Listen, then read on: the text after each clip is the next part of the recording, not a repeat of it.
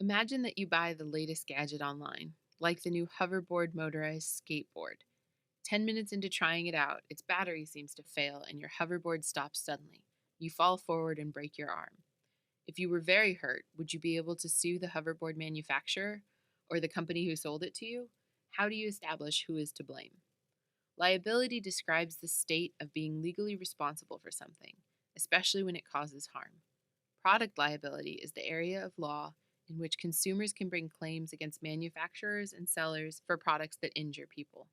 Product liability makes up a large portion of the cases that end up in court. When you get hurt by a product you bought, two conditions need to be met to establish whether the seller or manufacturer is liable for your injury. First, whoever made or sold you the product must do it as a business. The seller can't be someone making things from home or as a hobby. Second, the expectation is that the product has not been changed before reaching you, the consumer.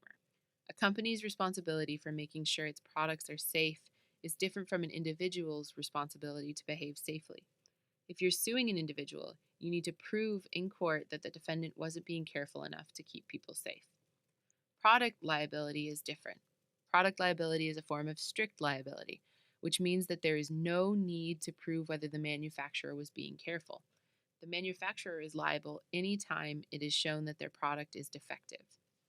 To sue for product liability, you only need to show one of three things to hold the manufacturer liable. You need to show that either they built the product badly, a manufacturing defect, they designed the product badly, a design defect, or they didn't warn you about a risk or danger associated with the product, a failure to warn. Let's look more closely at these three reasons for product liability. The first reason for liability is a manufacturing defect. If a particular product you bought was different from all the others in a way that makes it dangerous, it has a manufacturing defect. Let's say you buy a hoverboard, but the one you bought, unlike all the others, does not have its wheel attached correctly and the wheels fly off as you're using it. You can hold them liable for your injuries because the manufacturing defect can be shown. The second reason for liability is a design defect. When a product is not safe as it should have been. Design defects exist before the product is even manufactured. A flaw in the design makes it unsafe to use. Imagine if the wheel fell off your hoverboard because they only used rubber bands instead of bolts. The product was built correctly, but the correct design wasn't safe. This manufacturer would be liable for a design defect. In these design defect cases, the court often compares competing manufacturers' versions of a product, because that's how they see if a flawed design could have been improved in a cost-effective way. Some kinds of danger cannot be designed out of a product.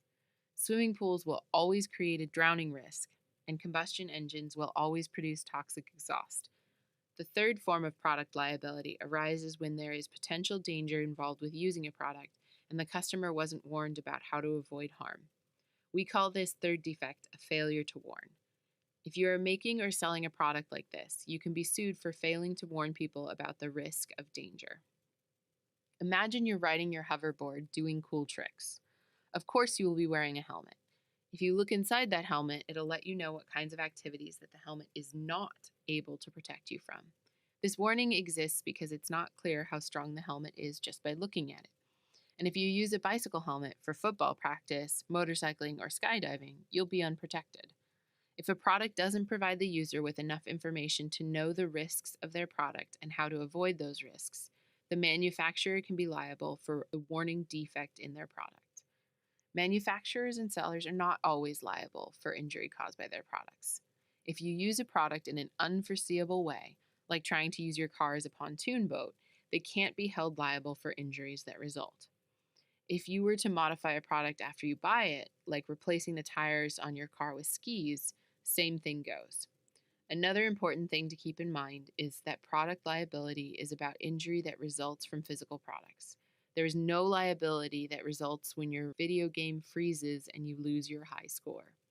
Understanding the principles of product liability gives us the tools to disentangle more complex liability questions presented by emerging technology.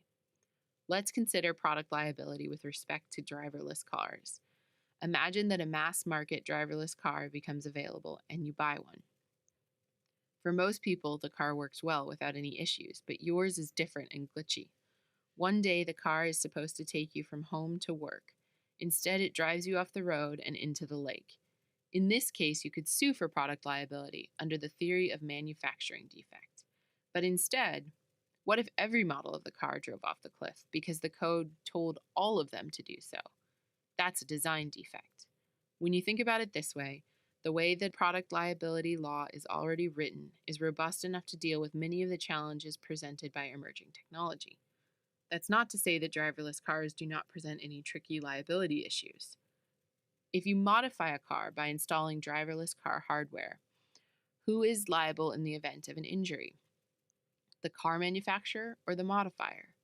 Rewriting all the code seems to be the same as replacing the wheels with pontoons, but what if you just install a simple app that accidentally causes the car to stop working entirely?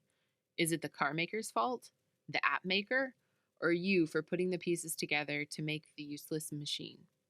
Or what if you have a car in which a human is supposed to take over whenever the autonomous system senses dangerous conditions? Imagine the car signals the driver to resume control, but then they're in an accident as the driver scrambles to take the wheel. Who is liable in this case, the driver or the autonomous system designer?